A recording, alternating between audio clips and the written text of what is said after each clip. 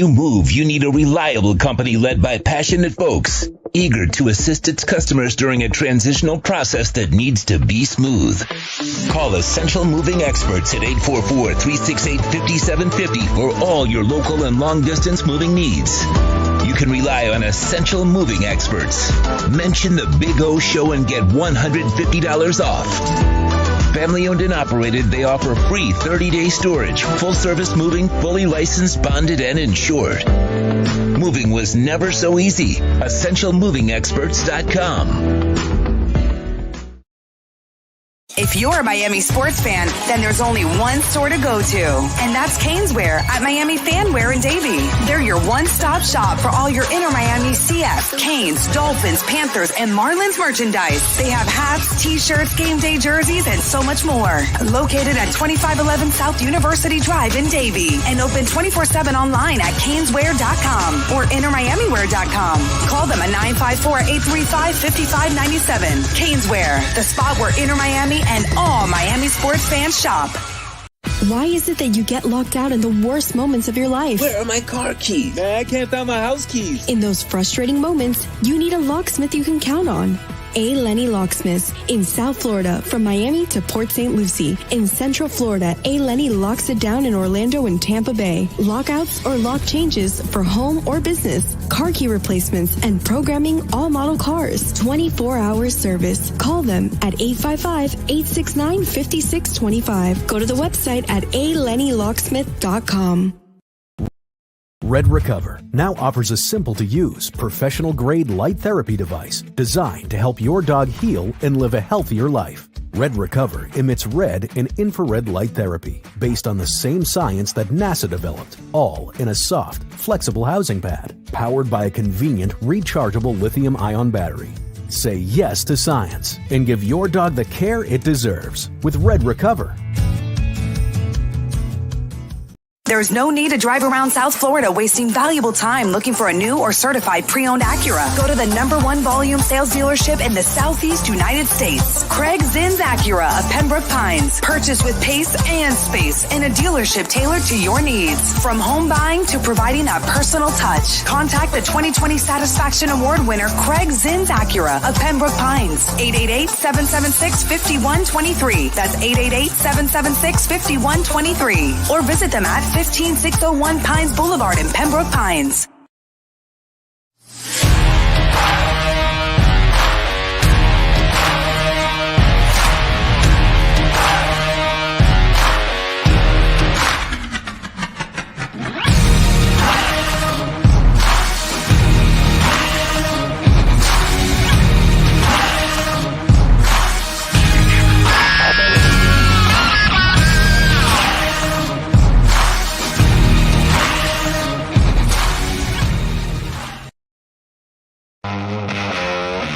It's time to go around the state and find out what's happening on the college football gridiron, with some of the best insiders in the state of Florida covering the Canes, Seminoles, and Gators.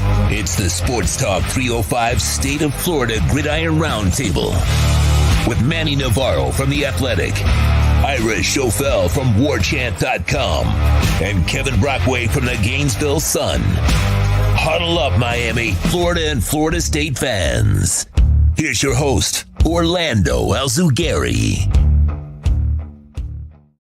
Good evening, boys and girls. We are live all around the world and, of course, covering the three top teams in the state. Welcome aboard to the State of Florida Gridiron Roundtable. Although, gentlemen, we gotta pick it up here because, you know, those Central Florida people are on me. They're sending me all kinds of stuff. And if we don't pick it up, we may have to include the Central Florida folks into this roundtable here, man. They're 4-1 going, hey, how come we're not in the table? So we got to pick it up around here. You know what I'm saying? Anyway, good evening, guys. Hope you guys are doing well. Good. Doing great. All right. Let's start off the round table. Of course, let's start off with the winners. And we've got to go with Kevin Brockway, of course. Brockway covers the Gators for the Gainesville Sun, and the Gators, they outlasted Missouri 24. Although this game looks like it was close, but it was kind of like a garbage touchdown towards the end, Kevin, because I thought the stranglehold was the drive in the third quarter and the drive in the fourth quarter. Once you put that there, I thought the game was pretty much out of reach. I thought that second half, the Gators kind of turned it up in a way. Yeah, well, but it was a 10-10 game at halftime, and they needed a pick six from Jaden Hill to make it a 10-10 game, and Missouri actually outgained Florida 370-297.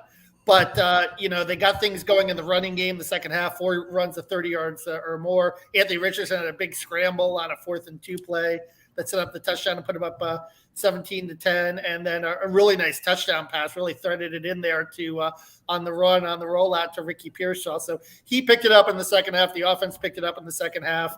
It was a 2-score game, but still needed a 4th and 2 stop. Ventrell Miller really made a really great pressure on the quarterback on the 4th and 2 to force the incompletion from Brady Cook to end the game. But it went about as I thought it would. And, first SEC win for them in a year, almost a year. And we'll see if they can build off that momentum this weekend with in the swamp again in a sold-out crowd against LSU. I just have one suggestion before you get in there, Manny. When Montrell Johnson scores, why don't they just go, "This is how we do it"? And it's kind of like a Montrell Jordan thing. I'm just saying, just to have a little fun. Gator fans, chop your way, have a little fun. That's all. I say have the band do it. You know what I mean? That would be pretty good. Get the band to play it. Why not? That's it. I was just when I I'm watching the highlights and I'm reading up. I'm going, okay, Montrell Jordan, Johnson. All right, have some fun with it. That kind of stuff. I'm sorry, Manny. Go ahead. It's I like having fun and talking about Montrell Jordan. Kevin, I was going to ask you just about the expectations now, because you're at the halfway point, 4-2. I got a team that's 2-4. Have things changed at all in Gainesville in terms of just expectations for the season now from the fan base? Are they expecting more? Because I remember hearing 6-6, 7-5. We'll just be happy to kind of get by. Or have things sort of changed in Gainesville in terms of expectations? Well, I think, the meat of the schedule is coming up. I think these were 2 games that they expected to win on paper based on talent. They did that, Eastern Washington and Missouri. But I think this game coming up against LSU is really a huge game in terms of momentum and seeing how the season can go. Because after that, you've got the bye week, and then you've got Georgia and Jacksonville, and then you have Texas A&M on the road the following week. This is really kind of the meat of the schedule, and you've got 3 really physical teams coming up, and it'll be a test. And, there's still a lot of warts on this team. I mean, they're last in the SEC, 125th nationally in third down defense. They're really struggling in that aspect of their defense. They let up a 3rd and 18, a 3rd and 22 in that game against Missouri.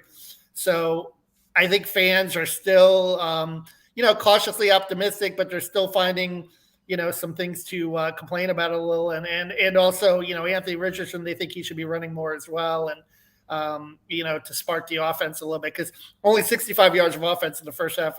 The offense definitely, didn't come out of the gate really strong. Yeah, they want him to be more like Jordan Travis, right? Yeah. Yeah. Hey, that dude put on a show. That dude put on a show this week. Okay. FSU fans want Jordan Travis to run like Jordan Travis used to run more often.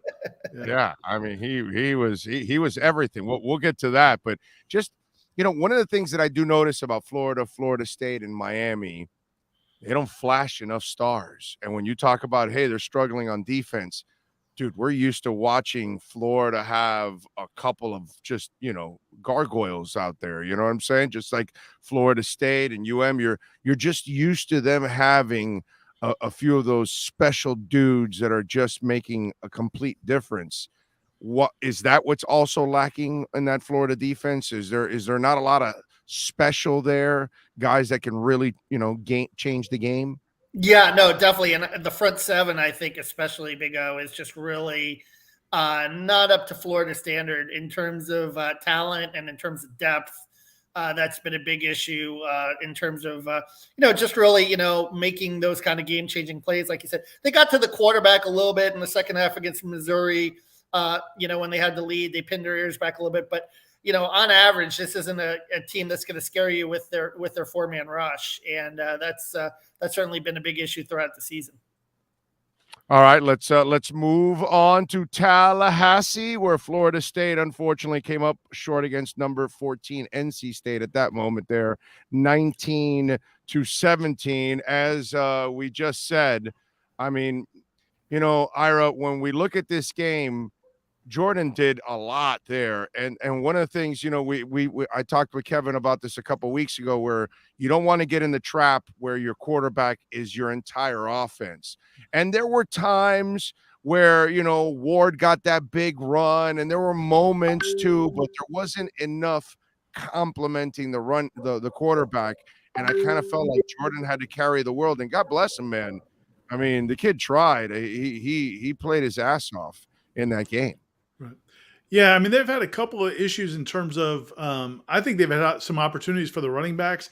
They like their running backs a lot, but I thought in the first half of that game particularly, there were some plays where if the running back hits the hole a little bit quicker or breaks a shoestring tackle, it's just so, it's easy for us to watch it on TV, but it's so frustrating to see a guy, get a nice hole, break through it, and then somebody just reaches out and just taps their toe and they get the tackle. If that doesn't happen, it goes for a 30, 40-yard gain. And there were a lot of those plays, I think, in the first half of that game. And then they also had a bunch of drop passes. I think that was, they had more drop passes, I think, in that game than they probably had in the first 5 games combined. So other guys have to step up. You're right. I mean, Jordan, for the most part, he takes the blame for the interceptions at the end. That was a bad interception at the end. Yes. But he put them in position to have a chance to win that game, to have that lead, and then have a chance to win it. But they have to get some other guys stepping up and making big plays. Yeah, I'm curious, Ira, about that field at the end, that interception at the end. Why not play for the field goal there? What was the impetus of him throwing in the end zone? A lot of fans have asked that, but man, they do not have a strong kicker. Ryan Fitzgerald, he's a returning starter. He kicked 10 out of 13 last year, but coming into this game, I think he was 4 out of 9 on the season. He has really been struggling. And earlier this season at Louisville, Mike Norvell played for a field goal to put him up, I think, 2 scores, or pushed the lead to 7, I guess. And Ryan missed the field goal. It was a chip shot field goal. So they don't have a lot of confidence in him right now. At the same time, they had no business trying to throw it in the end zone. What they should have done, they still had plenty of time and 2 or 3 timeouts. They should have maybe hit a couple passes underneath, let Jordan run it, whatever, pick up another 10 yards or so. So it's a really easy kick. I'm not sure anybody in the coaching staff felt real comfortable with Fitzgerald kicking a 40-yarder or a 40-plus yarder. But you could have gotten him closer without taking that chance and bit him.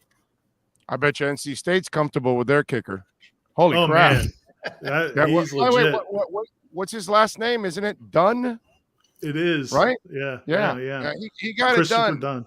He got it done. He sure did.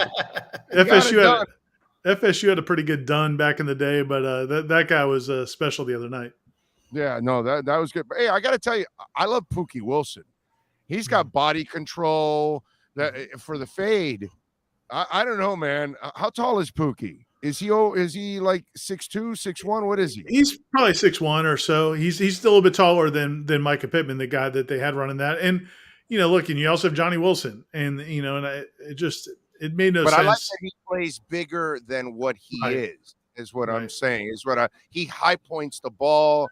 That's a skill, dude. That is, I don't know. You just don't see enough of those kind of guys.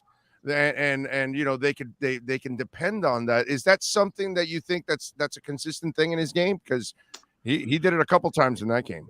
Yeah, he's a guy that's been his whole career's kind of been that way. There's great moments, and then there's other games where you're like, where was he? Where he didn't make an impact. There was last year when they upset North Carolina at North Carolina. He had, I think, 2 touchdowns. He actually did the jump man pose after one of his touchdowns, which was awesome. And to do that at North Carolina. And he's a guy that can make some big plays, but then it is weird, though. Sometimes you'll go through a game and you kind of forget he's on the field. All right. Well, I think that happens, too, with the quarterback that's a running quarterback and not necessarily a consistent passer. yet, and I think that's been the problem there. It's a shame, man, because that was a bone crushing interception right at the end. All right, speaking of crushing, the University of Miami, they lose to North Carolina, but kind of expected. I thought, I always thought what the hell's going on with Vegas that week? It was kind of weird. I thought it was one of the easiest things out there. Now, it's an odd game. They moved the ball. They committed 3 penalties in the entire game, Manny, but just not enough when you need it. You know what I'm saying? And it's just a frustrating thing to see right now with the Canes after that loss. Yeah, a lot of red zone blues. Really, it's what it's come down to here the last couple of weeks, because they've put up yards, they've moved the football. Yeah. They just can't punch it in the end zone when they get close to it. And what I feel like is that Mario and Josh Gattis are two coaches that are just frustrated. They don't have the offensive linemen they need to move the pile. And I know early on against Texas A&M, those guys played hard. It looked like they played in a physical battle. But it's almost as if they don't want to do it anymore. It's like they had their war, and they're kind of like, all right, can we just play touch football now? We really don't want to block anymore. And so it's frustrating. You hope you get the ball in the end zone with 4 cracks from the 2-yard line, but didn't happen. And Josh Gattis at least fixed the passing game last week. It feels like Tyler Van Dyke's in a comfort zone now. He's got a new receiver, a new toy to throw the ball to, and Colby Young, who's kind of like Johnny Wilson light. And so we'll see, going forward, if Miami sort of can end this 3-game losing skid that they're on. I think, Virginia Tech's not a very good team, but going to Blacksburg and winning is never easy for Miami. They always seem to make it a lot harder than it needs to be. So we'll see on Saturday. Hey, at 12:30, they won't have that much moonshine in them, so that's a good thing. Okay, right. It gets to 4, 7 o'clock. Boy, they are boozing. Forget it forever. At 12:30, they've only had their first drink, so you're all right there. Hey, don't challenge them. They might accept your challenge. That's true. It's true. Manny, I didn't get to catch much of that game, but obviously the passing numbers are crazy, and all, I think all the concerns about Tyler and what's going on with the passing game are at least feel like those are under control now. But this is what we do when something goes great and something else doesn't. What do you think it's going to take for them to get the running game going? And like you talk about the red zone, that obviously is important if you need to be able to run the ball down near the red zone. Does that just come down to the offensive line? I know they're not healthy at running back either, but where's that at? Yeah, I mean, I just think it's a combination of both of those things really for Miami. I mean, I talked about earlier today on my podcast, but you look at the roster last year and how Miami was worse in the ACC in yards per carry, right? They had one guy, Jalen Knighton, who was their one real healthy running back most of the season that they could trust. Now Knighton's been banged up from the jump. They lost 2 guys essentially to season-ending injuries before camp even finished. And then Thad Franklin, he's kind of that big physical back, but for whatever reason, they don't trust him around the goal line. They just don't go to him. And so Henry Parrish, who they got out of the transfer portal, has kind of replaced Knighton as that do-it-all guy.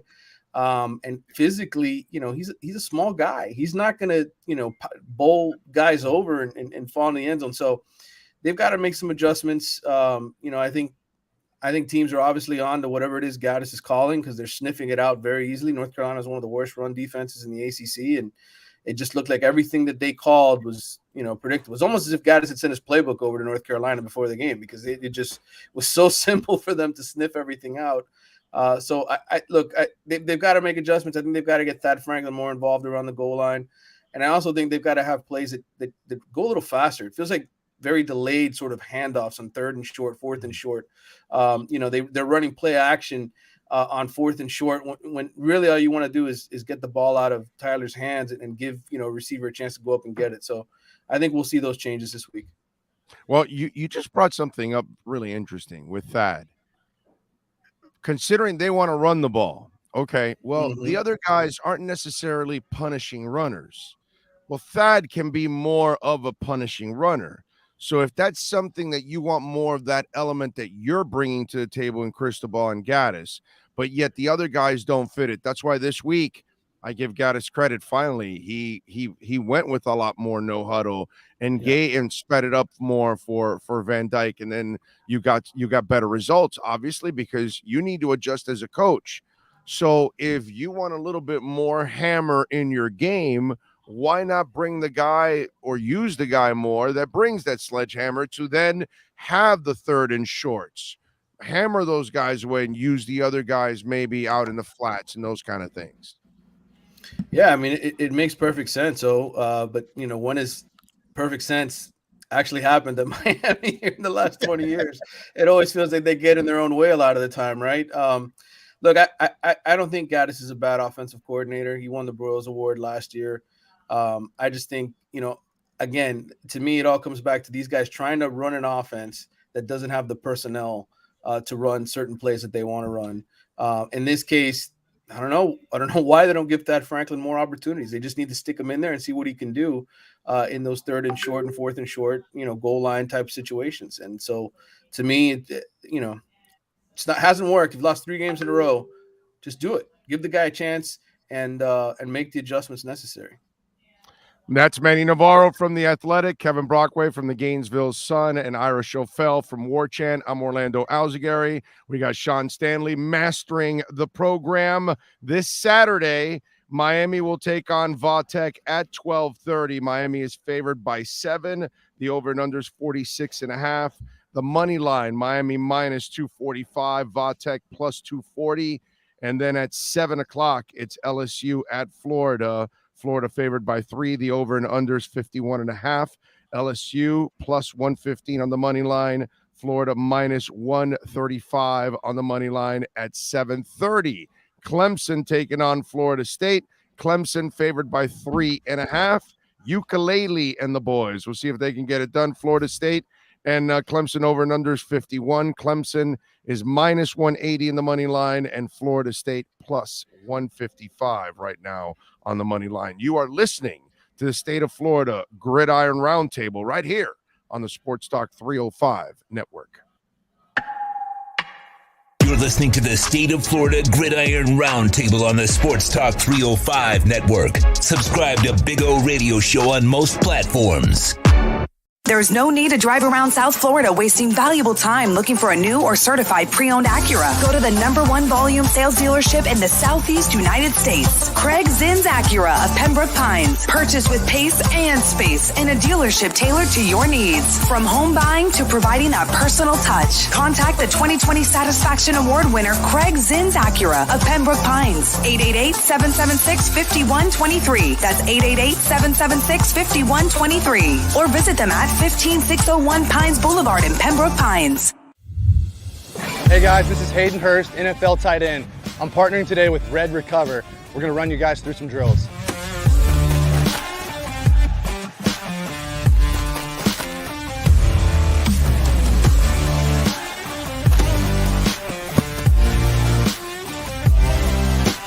I started using Red Recover last year, my 4th year in the NFL.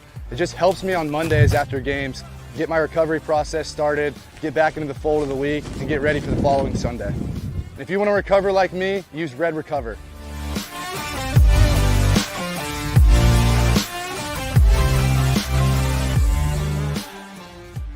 When you move, you need a reliable company led by passionate folks, eager to assist its customers during a transitional process that needs to be smooth.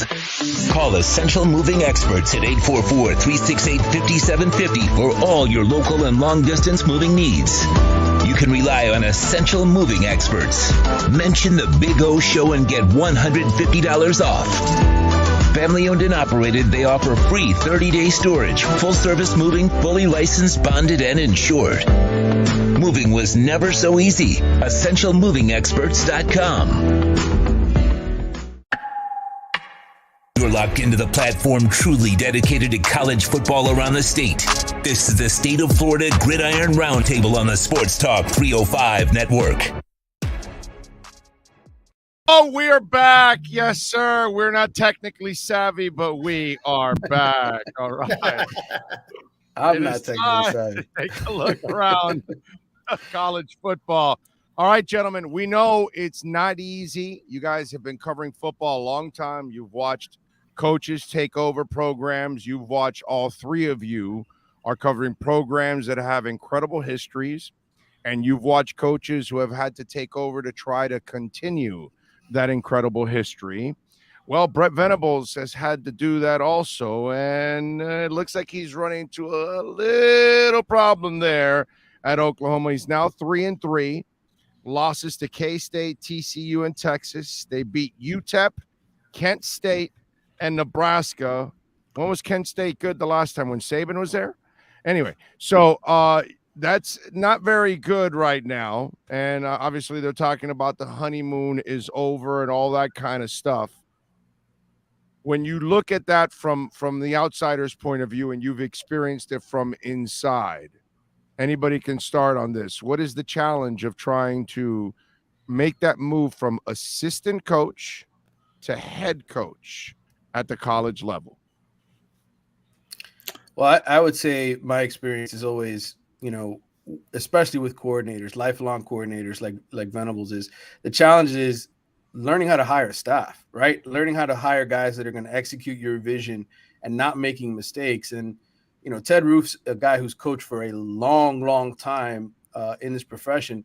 But you go back and you look at his last 5 to 10 years, and I don't know when he's had much success at all. And yet that's the guy that he picks to be his, defensive assistant. And I get it. He was his analyst at Clemson last year. But I just think, when you take over a program, you really have to think about what matches the personnel, right? And Venables comes in. He's used to running a certain defense at Clemson. I know they lost a lot of players over there. Guys transferred out. But they're still a very talented team. There's no excuse to get beat 49-0 by Texas. And so I just think, this is a guy making a mistake as far as what he's hiring a staff and how to execute that vision, because he's never had that experience before. That's why I always feel like if you're going to go to a Power 5 program, a big-time Power 5 program like in Oklahoma, and be a head coach, you need to be a head coach somewhere else before that. Manny, I saw the same thing, in Florida 10 years ago with Will Muschamp. And, of course, he hired Charlie Weiss as his first offensive coordinator, who was washed up. Then he went to Kurt Roper, and he had all sorts of problems, figuring out his offense. So I agree with you right there in terms of, just having that vision and finding the right guys, learning how to hire a staff, and learning how to delegate as well. I think a lot of assistant coaches go in and they want to keep their hands in things. They want to keep their hands in the scheming, and learning that you have to be an overseer of a program rather than a guy that's so hands-on. Yeah, and I also think, man, just watching those games over the weekend, I couldn't help but think, Venables and Tony Elliott, who's now at Virginia, and Jeff Scott, who's at USF. These guys that got to coach those Clemson players for the last several years. They realize it's a little bit different when you got to coach players on these other teams that may not be to that level. And I just think it's gonna take him time to get that roster there. I mean, look, they had a bunch of kids leave. As you said, a bunch of them went out west when their head coach left, and it's it clearly doesn't have enough talent. But Manny's right. I mean, it should never be a blowout against a rival where you just don't even compete. That's a really bad sign. And then you start asking yourself, about how's the staff get along. He brought in guys from different places, like Jeff Lebby on the offensive side was not a guy that had worked with him before. Ted Roof, as May said, Ted Roof was kind of a not hot name. I don't know if he was ever a hot name, but he was a name in college football 15 years ago. It's just it's kind of a weird staff, and I don't think they have enough talent. And I don't know if it's a new task, man. It's one thing to coach defense when you've got those horses they had the last decade at Clemson. It's a little bit different to run your own program and start it. Well, as you guys know, I've been my beat heavily has been the NFL for 30 years. And so I follow college football, but not to the level that you guys do. And so one of my theories has always been, and Mike McDaniel's kind of proven me right now, actually. And so one of the things I complained about with Flo or with Joe Philbin when the Dolphins got him, and I said it with Joe when they hired him, I said, he's going to have trouble. Why? He's been stuck in the same place forever. And so I always laugh with listeners sometimes when they tell me, oh, that guy sucks. He's at 8 different places. And I tell him, no, if he's at 8 different places, it's because he's really good. And they keep hiring because he's not the problem where he was. And so I look at Flo. He came into Miami, could not build an offensive staff if his life depended on it. Joe Philbin was in Green Bay for like 15, 16 years. That's all he knew. Got to Miami, could not build a staff. Mike McDaniel has been in 7 different teams before he got to Miami. So he got to work with different people, different systems, got to know different people all around. And it's actually a good thing as an assistant coach and coordinator to get hired and fired and go all through, because you end up experiencing different things and different ways of doing things along the way. You will get to know all kinds of different people and your Rolodex grows. The guy that stays in one place, like Brett Venables, has been there forever. So all he knows is Clemson. So he really never got to stretch out his tentacles and get to know other places. So is that do you guys think that might be also the same kind of issue at the college level, that if you really don't have a lot of experience in different places, it might be a detriment in building a staff? Because in the NFL, I truly believe that's a problem. No, I think that's a good point. I mean, you think about in our own careers, you know, when you move from newspaper to newspaper, website to website, you work with different people, you get different ideas, you learn different ways to do it. I think it's a good point. I also think what's happening now, though. You mean you didn't suck as a writer because they kept hiring in different places? Well, depends on who you ask. But no, I think that, you know, if you look at a lot of these coaches that get fast tracked now into these head coaching jobs when they're real young, a lot of times they don't have the network and they don't have those different experiences. And so I think that's a great point, man. You know, it's funny, Manny and I were having a conversation when he was in Tallahassee a couple weeks ago about how different the media world is now. And, you know, back then you paid your dues. Manny was telling me about working, in typing up agate at the Miami Herald, 30 years ago. And it's like that process that's gone out of the process of journalism. And I think sometimes with coaching now, that's gone as well. Yeah. I think there's less of us that have actually a true passion for the business, actually. Right. That's really what's going on. Kevin, what do you think? Oh, hey, I was doing, fishing tournaments in Key West to start my career, so that wasn't a bad gig, and staying up on Duval Street till 4 a.m. But Is that job still open, by the way? Exactly. Well, I'm planning to go back there for my retirement. You know what I mean, Key West, Florida. But I agree. For the most part, I think that it's important, and I think it's important to have a cross section of ideas. But I think it's good to have that experience too. I mean, I think it depends on your mentor. And everyone said that the Dabo tree right now is turning out not to be looking very good. You look at what Jeff Scott is doing up at USF, for example.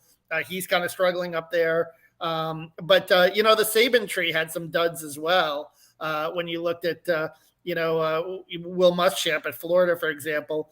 But then, you have a guy like Kirby Smart. So it's kind of hit or miss and so forth. But sometimes if you learn from the right guy, I think that can make all the difference in the world. One more thing I'll add to this, and I thought about this. Now, it's not true in general in this, not like my other theory. This one's not so solid. But if you are going to be a lifelong assistant, aren't you better trying to find a job within the conference, since you're already recruiting, since you already know the conference, since you know the coaches in the conference, you know exactly how they think, how they coach, all that kind of stuff. When you're Brett Venables, all of a sudden you're changing completely to another conference.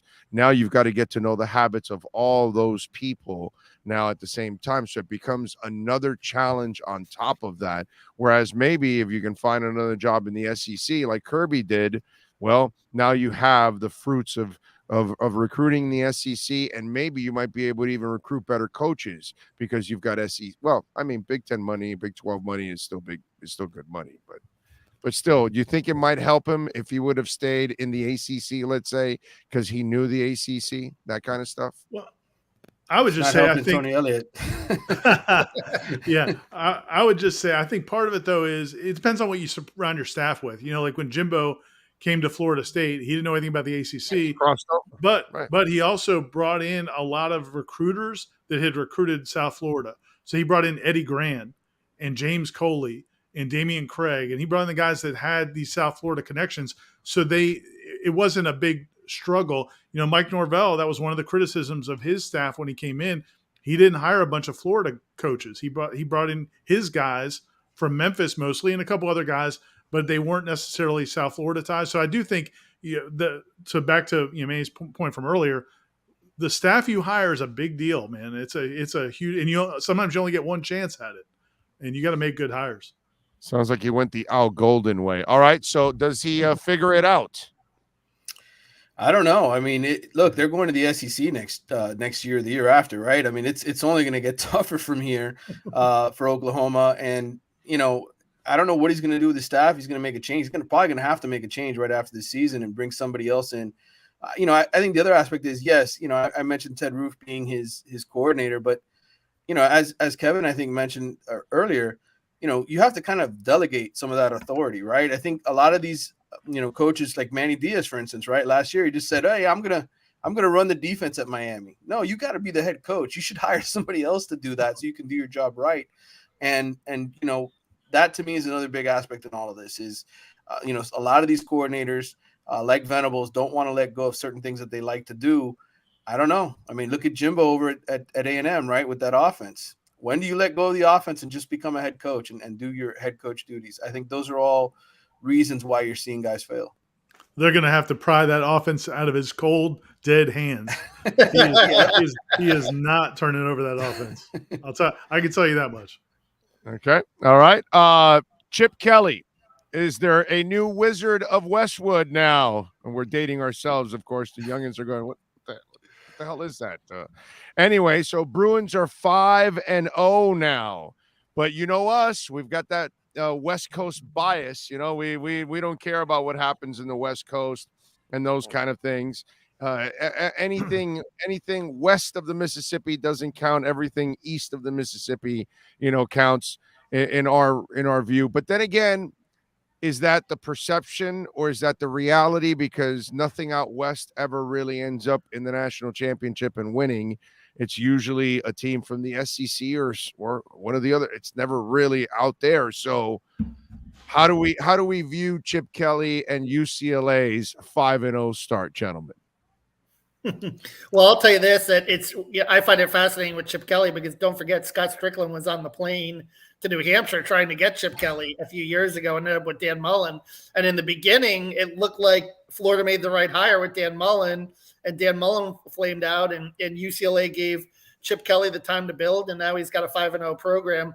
I still think it's the Pac-12 is still the Pac-12, though. If you look at it, if you look at what Georgia did to Oregon this year, you look at Utah, which was defending Pac-12 champion, came into the swamp and certainly was competitive, and that's a tough atmosphere, tough first game, but still fell. And now Florida is a mediocre to slightly above mediocre SEC team. I think that tells you that the Pac-12 as a conference still has a long way to go. Gentlemen? Yeah, I am exactly who you described. Oh, I do not. I can't do it, man. I can't do the Pac-12. And I remember I love the bias. It's funny, man. About 10 years ago, I was voting in the AP poll, and they would publish your poll, and man, I would get killed from these all the Boise States and all the WAC teams in the back. I'm like, man, I don't care. Play somebody good. Do something beyond just beating each other. And so, yeah, I don't know if I'll ever get over it. I admit it, and so until UCLA beats somebody that I know is good, I'm not giving them a whole lot of respect yet. Hell, things are so bad. The conference is about to implode. Yeah. It's about to disappear. I mean, God, so go ahead, Manny. I'm sorry. No, it's okay. What I was just going to add was, I was at UCLA this spring. I went out there with one of the 7-on-7 teams, the South Florida Express. I kind of shadowed them on their trip out to LA. And the interesting thing about Kelly is, he has, this 7-on-7 team, the South Florida Express, has about 20 of the best recruits in the country, and he doesn't even come out of his office while they're there visiting. He sends a couple of GAs to go out and greet him because his mindset is there's no chance that he's going to bring these kids from Florida all the way out to LA. And the more I talk to some people at UCLA, he doesn't really care about recruiting. They were 61st in the country last year in their signing class. And to him, it's more about the transfer portal. It's more about just finding guys. And it's almost like running it like an NFL team a little bit, right? Just free agents, just pick up the experienced guys, bring them in instead of the rookies. And that's how you're going to win. And look, they're 5-0. It's a good story. I think their quarterback, DTR, really good player, fits their scheme and their system really well. But I'm with Ira and everybody else here in terms of having a little bit of bias because, look, let's face it, outside of Oregon reaching the national title game with Kelly, against the year they lost to Cam Newton and Auburn, I mean, they've gone to the playoff. These Pac-12 teams have gone to the playoff and just stunk it up whenever they've gotten in. So it's hard to give them respect when they don't win any big games. Right. No, I completely understand that. It's just one of those things. It's one of those biases that we're like, well, you got to show me before I actually believe that you can get it done. And time and time again, they want the respect. It's a lot like our friends at UCF. It's like, okay, dude, let's go beat the big boys. And then we'll say, okay, then, yeah, we got you. You know what I'm saying? And it's just one of those things. It's interesting. There's an interesting aside. There are a lot of Florida fans that want Anthony Richardson to be more like DTR, but there's a big difference between taking a wallop in the Pac-12 and taking a wallop in the SEC. I think that's the big issue there. Yep. All right. So we got a nice almost half season in. So let's talk a little bit of Heisman for the moment. Right now, guys, if you had, is there a leader in your clubhouse? There's all kinds of candidates. You tell me who's the leader in the clubhouse. Ira started off. Man, I probably again show my Southeast bias, and I'll go with Bryce Young. I mean, I just think going back to that Texas game. I mean, the end of that game, the plays he made, and I think he's just a phenomenal player. And you see in a game where they don't have him, and how it affects them. If he gets back healthy. I think he can have a good really strong second half of the year. Plus, assuming they stay on track. Now, I know last week was ugly, but if they stay on track, he's going to have a lot of opportunities in big games, maybe against Georgia or maybe against some of these other teams where he'll have high-profile games. Game day is going to be there this weekend against Tennessee. I know that's going to be a good matchup with him and Hendon Hooker. And so if he shows who he is, he's going to have a lot of moments to kind of just reinforce that he's that guy. So I'm going to stick with him. I just think he's a smart money. It's like going. I'm the guy at the horse track betting the favorites. I'm betting the 2-1 shots. Well, hey, listen. As a Dolphins fan, I'm feeling the same thing about the former Alabama quarterback. If they can get him back, it'd be a lot better than what I've been watching there. So it would be nice. All right, Manny, what do you think? Well, I think Ohio State always has the easiest road, right, to get in the college football playoff, and CJ Stroud's got a ridiculous group of receivers to throw the ball to, and so look, they're going to play a bunch of ranked teams. The Big Ten has a bunch of ranked teams every single year, and that'll help pad his stats as Ohio State probably shreds most of those opponents this year. So I think he'll be definitely one of the 4 guys there. And Ira mentioned the only other guy I was going to talk about, which is Hendon Hooker, who's been absolutely amazing. I think he deserves to be invited as well. I think the Tennessee turnaround is kind of fun. It's pretty cool to see some of the old guard kind of come back and get into the spotlight. That's actually cool, and happy for the Volunteer fans. I hope my Canes fans can experience that one day. What do you got, Kevin? Who's the leader in the clubhouse for you right now? I mean, I saw Hooker play live at Tennessee against Florida. I really like what he's doing in terms of being a dual threat guy. But I just look at these numbers for CJ Stroud right now: 24 touchdowns to 3 interceptions, a 207.6 passer rating right now, already 1,700 yards. I mean, 44-6 last year, if you want to count it as a, kind of like career achievement award. I mean, I just really like CJ Stroud's numbers. Now, we're going to see what he does. I mean, the tail of the tape will come, when they play Michigan and when they play Penn State. But he's looking really strong and to me like the leader in the clubhouse right now. Brock Bowers, by the way, he's got no shot at winning, but he's one of the best players. That guy's a beast, dude. He might be the best player in the country. Man, I don't know. There's no shot they give it to a tight end, but man, that guy's a beast. I mean, Kyle Pitts was good a couple of years ago in Florida, but didn't get the nod. So yeah, I know. That's what I'm saying. It's hard to give it to a tight end, the Heisman, but man, that guy is fun to watch. All right. When we come back right here on the State of Florida Gridiron Roundtable, we get to preview all the week's matchups coming up. Sean Stanley, of course, is mastering this program. You're listening to the State of Florida Gridiron Roundtable right here on the Sportstalk305 Network. You're listening to the State of Florida Gridiron Roundtable on the Sports Talk 305 Network. Subscribe to Big O Radio Show on most platforms.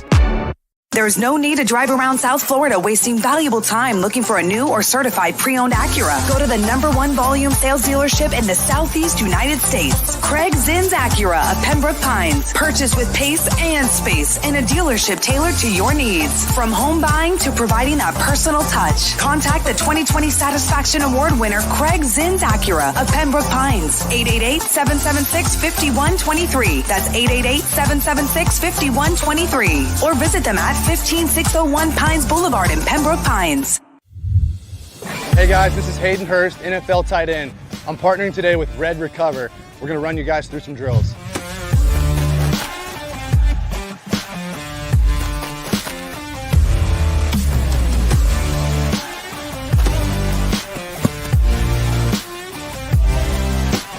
I started using Red Recover last year, my 4th year in the NFL. It just helps me on Mondays after games get my recovery process started, get back into the fold of the week, and get ready for the following Sunday. And if you want to recover like me, use Red Recover.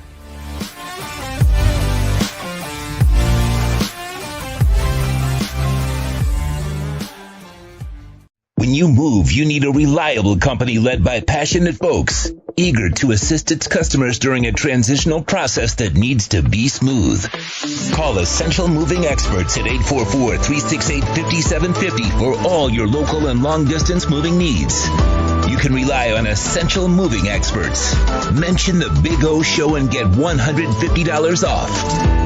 Family owned and operated, they offer free 30-day storage, full-service moving, fully licensed, bonded, and insured. Moving was never so easy. EssentialMovingExperts.com. You're locked into the platform truly dedicated to college football around the state. This is the State of Florida Gridiron Roundtable on the Sports Talk 305 Network. All right, we are back. Time to preview. And don't forget, right after we're done, we continue here on the platform. Mike McCoy is coming your way with the Miami Hurricanes Watch. Gabby Arrudia, by the way, is going to be one of his guests. Gabby will be with him every week in one of the segments there, talking heavy recruiting. So for those of you that are Canes fans, obviously you get one hardcore hour of Canes talk following us from 8 to 9 with the Miami Hurricanes Watch and our guy Mike McCoy. All right, let's preview the matchups. Let's start off with Manny. Let's start off with Miami and Vatech. Like I told you, 12:30. That's good. Not a lot of liquor. So not a challenge, Hokie fans. Not a challenge, folks. Okay. Now, Manny, you know, the offense is kind of stumbled. It's kind of an offense that needs a little Viagra, right? For the Hurricanes. But luckily for them, they're going to face an offense that's even worse than Miami's, because Miami has scored 164 points this year. They've scored 120. And Miami's defense has allowed 109. Vatech has allowed 156. This is a team that sucks. They better win. They better win. Yeah, they this is a game that really the next three, when you look at Miami's situation, right? I mean, they're going to be facing all the first-year coaches in the ACC. They've got Pry this week, then they've got Duke here at home. They'll get to see that staff, that new staff put together over there with Mike Oko, and then Virginia. So this is sort of the beginning of the tour, right? If Mario's going to prove that he's really a good coach, he's got to take care of business against these three guys who don't have the talent to work with that he does, and don't have the staffs, really. I mean, Miami has the most expensive staff in the ACC, all these new analysts. So, it's one thing to lose to Middle Tennessee State because your guys don't want to show up. Well, guess what? You have every motivation now to show up. This is ACC play, and you're 2-3. And so, to me, all those excuses go out the window now. You got to show up. Is a 12:30 game in Blacksburg nearly as intimidating as a 7 o'clock game? It is if you can't stand the gobble gobble noise that they play throughout the speakers. I'm sure Ira knows exactly what I'm talking about. Every time it's so annoying to hear this sort of turkey yell or whatever it is that they do. But if Miami comes out and Tyler Van Dyke throws the football the way that he did last week, they should get in the end zone more because this Virginia Tech defense, as you mentioned, pretty porous the last couple of weeks. They just finished giving up 300 plus yards, to Israel Abanikanda from Pittsburgh, who I guess broke Tony Dorsett's record over at Pitt with 6 touchdowns and 300 yards. So to me, this is sort of the perfect remedy, right, for Miami. You go on the road, you get away from Hard Rock where they boo you if you get off to a slow start, and you go over to Blacksburg where they'll boo you from the beginning and boo their own team probably at the end. Just out of curiosity, is there a concern in this game? I think just the concern for Miami is the offensive line and the health, right? I mean, Zion Nelson has missed the last 2 games. I feel like they've really missed him. He was their best offensive lineman going into the season. You end up losing Jakai Clark and Justice Oluwaseun, your center and your right guard. You played half the game last week, with the 2 Oregon transfers in there at center and guard. And we really don't know what's going to happen. We'll get a chance to ask Mario that tomorrow, who's healthy, who's coming back. But I just think, you need to start building some cohesion and getting back to playing a little bit more physical up front. Because here's the thing, Virginia Tech, they've got some experienced guys on the defense. They haven't played well the last couple of weeks, but you got to think they've been embarrassed 2 weeks in a row pretty much. They're going to want to come out and make a statement against Miami at home. And Miami hasn't proven yet that they can push the pile when they need to near the red zone. So that to me is it. It's how healthy is Miami on the offensive line, and can they sort of accomplish the things that they haven't been able to do these last couple of games. Do we know the character of this team yet, or we still need a few more games to kind of test it? Yeah, I'm not 100% sold yet. They fought hard against North Carolina. I was worried going into that game that they were, the locker room was going to be a disaster. But being around campus this week, talking to a few people, they seem to think the kids are enthusiastic. They still feel like there's a lot to play for this year, and so I don't think they've lost the locker room yet by any means. But hey, you go on the road, you lose to a 2-4 Virginia Tech team, that could certainly kill the spirits in that Miami locker room. All right. Vegas says Miami by 7, over and under 46.5. Yep. What your opinion on Vegas's outlook on this? I think they're right. I think Miami wins this week. I think they bounce back, but I think it will be a typical tight game against an opponent that they should beat decisively. Virginia Tech is going to play well at home in my mind. So I got it 34-27 Canes. All right. We're right on the number too. Wow. There we go. All right. LSU and Florida now. Gators coming off the big win. There's already a bowl prediction. They've got you guys playing the 2 Utes already in the Las Vegas Bowl. That's kind of the prediction going out there already. Kevin, what do you think about that? Hey, I'd love a trip to Vegas. How about that? And a rematch, right? It's all about you, Kevin. Exactly. All about you, baby. Yeah. Why not? Why not head out there? That'd be a pretty fun trip. But hey, speaking of the swamp, it's Tom Petty night also. So do you have a favorite Tom Petty song? American Girl. Yeah, that's a pretty good one. I like I'm actually down. Hey, asking sports writers about Tom Petty. I like some songs off of Wildflowers. I like Wildflowers a lot. Time to Move On is a song that I really like a lot. Okay. How about you? You got a Tom Petty favorite there, Manny? No, I mean, any Tom Petty song comes on, I know it's him immediately. It just it's kind of like they're all great, and I don't turn the station when Tom Petty comes on. So I won't sit here and pick a favorite. The last time I saw him was in Rolling Hills in Queens, New York. Wow. And what's it called? Peter Wolf from Jay Giles. But it was just him solo, opened up, and it was actually 2 months later he passed away.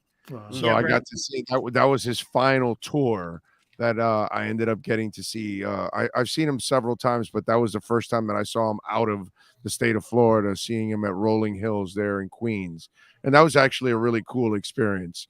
Tom Petty, man, so awesome. So it's Tom Petty Day in Gainesville. That is very, awesome. very, very, very sad. And You Wreck Me happens to be one of my karaoke go-tos. So, it's a good that's a great one too as well. So I like it. I like it. All right. So tell me about this LSU team. Are they not as crappy as we thought they were? Is that kind of the story now? Because at the first we said, "Oh, this is a terrible team." So are they not so terrible now at 4-2? well, they've got a big Yeah, they've got a big problem. Big O. Well, I mean, they lost to Tennessee at home, looked really bad, and they have a huge problem on special teams right now. They're giving up a lot of chunk plays on special teams, and that goes back to the first week at Florida State when they had to block. They gave up a few really big punt returns. That's been an area that Brian Kelly and his staff have not been able to solve right now, and that's. I wouldn't say Florida's playing great special teams, but they did have a 48-yard return against Missouri last week. It was their first big return, and I think that's an area where maybe you could exploit a team like LSU a little bit on the road. Put Anthony Richard, just put Richardson on special teams also. What the hell, dude? Well, the fans want to see Richardson run more, so that would be a good opportunity. But it's always a yin and yang with him, worried about him getting hurt. But then I think Jalen Kitna, a couple of weeks ago proved to be a capable backup. But I think this is going to be a game too, Big O, that certainly in the trenches, Florida's offensive line is playing at a pretty high level. It's the best part of the team. I think they're going to be able to run the ball a little bit on LSU, whether it's by Richardson or whether it's by Montrell Johnson or your favorite guy, Montrell Jordan. And Trevor Etienne. Exactly. And, the interesting storyline in that I'm working on this week is both those guys are from the state of Louisiana, and they're playing LSU, and they're Florida's top two rushers. So I think there's going to be a little extra motivation there. Maybe two guys that get overlooked by LSU that are going to come out and be really hungry. Any key injuries Gators fans should be concerned about? Fairly healthy. Trey Dean came back last week to safety, and the only guy they're waiting on is Jack Miller, the backup quarterback that had the thumb surgery in camp and has been maybe a little slow to heal. He's, had an issue there. But as I said before, Jalen Kitna has proven looks like he could step in and be a capable backup if needed. All right. Well, Florida's favored by 3. The over and under is 51.5. Kevin Brockway, what do you say about Vegas's opinion? Well, it's going to be a sold-out crowd at the Swamp. Florida's defense, I think, still has issues, and you'd like to see them get off to a faster start. But I think they do make that big play on special teams in that game. The crowd's going to be rocket exciting. I'm going to say Florida's going to win this one 34-20 over LSU. I think this is going to be a pretty strong effort here. I think things are starting to come together. First year under Billy Napier, offense, defense, special teams. I think they're playing pretty good complementary football at this point. Dude, I'll give him credit. The offensive line, 4 sacks through 6 games, right? Very, very strong. The best part of the team, Osiris Torrance, has been everything that's been advertised as the starting right guard, and he's the guy you're going to be seeing playing on Sundays next year. I think he's got the potential to be a first-round pick in the NFL draft in April. All right, we move on. Florida State will be hosting Clemson at 7:30 in this one. So apparently you guys had a bunch of scouts at practice today, NFL scouts, checking out the FSU talent there, Mr. Schofel. Yeah, they've had a few. They had a fefew today, and they've had a few throughout the season. A lot of them are really interested, I think, in Jared Verse, the defensive end transfer they got from Albany, 6'5", 250-pound defensive end, and then Johnny Wilson, the 6'7" receiver, I think, is another one that you can kind of tell when they come in. Like last year, when the scouts would show up, they'd go straight to Jermaine Johnson. And now those are the two guys I think that they're paying the most attention to right now. What's the latest with Treshawn Ward? They got good news, but it's not great news. He went to the hospital yesterday and got everybody freaked out because he put a picture on Instagram of him in a hospital get up. He's got the hospital cap and so everybody just assumed he was having surgery. It turns out he hurt his shoulder, his collarbone in the game last weekend. It turns out they don't need to do surgery. And so it's not as big of a recovery as we thought. I originally was hearing if he had the surgery, it was going to be like the Ewers kid at Texas, maybe like 4 weeks or so, something like that. But he may be back soon. I doubt he'll be back this weekend, but I think he'll be back sooner. And they have a bye after Clemson, so maybe you get him back that next week. So who takes over? Benson, Toafil, Rodney Hill? Yeah, I think it'll be a combination of those guys, and then I think you'll see more Rodney Hill, who's a freshman that I like a lot. He was not super highly regarded. He was a 3-star. I think ESPN had him as a 4-star, but most everybody else had him as a 3-star. He's a fast. He reminds me. I'll be honest with you. Kind of reminds me of Leon Washington a little bit when he came in as a freshman back in the day. I think he's a really nice player. And then they also just got back this week, as it turns out, Jakai Douglas, who is Jakai Douglas, the guy that was going to be a big part of their offense, got hurt in the preseason in a scrimmage, and they just got him back. He had the same thing, a clavicle or shoulder issue, and so he's back this week. So I think you're going to see all four of those guys probably get some opportunities. Is Jakai more of a two-way player, right? They can use him also more as a receiver and stuff like that. He's not really kind of a bell cow guy to be as a back, right? Right. He's one of those guys. He played quarterback in high school. They've had him at receiver. They've had him running back wherever they need him. But because of this situation, the only thing about Rodney Hill is he's only got 12 carries this season, and they were against Duquesne and Boston College. I think he's got a ton of talent, but they may look at it like, man, is this the game we really want to give him a lot of reps in? So maybe you go with more Jakai just because he's played in a lot of college football games. What was it in practice where you saw Rodney that impressed you? He's special, man. He's one of those guys that, first of all, again, he's 0 to 60 very quick, smooth catching the ball out of the big backfield. But the reason he reminds me of Leon so much is I remember Leon Washington came here as a freshman, and you could tell he was a pro the first day of practice, just the way he handled himself, the way he ran. Every time he carried the ball in practice, he didn't run 15 yards and turn around. He would run the length of the field every time, no matter what. He would run to the length of the field and then come back and run the next play. And Rodney Hill's kind of got some of that. I like him a lot. All right. I could ask you about concerns, but you're taking on Clemson, so there's got to be a ton of. Do we have time? I doubt it. I doubt it. What's the key if they're going to shock the world here? What's the key? To me, it's what they do against Clemson's offense. They're not going to have a ton of success against Clemson's defense. Certainly not against that defensive front. But I do think they'll have some success. I mean, they've got better receivers. Wake Forest showed if you can throw the ball downfield, you can make some plays against that secondary as long as you get it off quickly. But to me, they're going to have to win it by rattling DJ Uyunglele, getting them to where we're out of their comfort zone. Where they can't just hold on to the ball and run Shipley and just kind of ball control you. I think they need to get a little bit of a lead and then rattle DJ. He has not played in an environment like this season. They played mostly at home. They went to Wake Forest, but half that crowd was orange. It was Clemson. They bought all the tickets. Then he goes to Boston College. There's no environment there. This will be different. This place will be packed. It'll be a night game in Doak. I think there's a chance they could rattle him. And if they can do that, then I think and the pass rush has been better than people expected. When Jermaine Johnson went to the NFL, everybody thought the pass rush is gone. They're in the top 15 in sacks this year. They've got a pass rush, and I think that in the crowd could rattle Clemson's offense and then maybe give FSU a chance to steal the win. Don't tell the team. Don't tell the coach. Don't tell the fans. I hired Ice-T. He's going to walk into the locker room, and he's going to walk over to Pookie. He's going to say, Pook, you owe the coaches. You owe the players. Go out there, Pook, and get it done. All right. So Vegas says Clemson by 3.5, over and under 51. Prediction, sir. What is it? I'd hammer the under more than anything because I think it's gonna be a low scoring game. But I think I'm actually gonna take Florida State. I do think that I think Clemson's offense is gonna struggle. And you look at that game against Boston College, it was 10-3 for a long time. It took them forever to pull away from NC State. Again, coming here, and that was at home. Coming into this environment, I have a feeling they're gonna have a tough time. And I think these last 2 weeks have really kind of Jordan Travis has been in a very uncomfortable situations these last 2 weeks. The offense has not looked great. I have a feeling they're going to pull out of it this week. So I'm going to take Florida State 24-21. And I think the key to it's going to be, I don't think Clemson's offense is going to play very well. Wow. He better not have one of those brain farts like he had this past week. If he does, he's got to stay away from that with that defense. All right, we got to thank Sean Stanley, as always, for mastering this program. Stay tuned.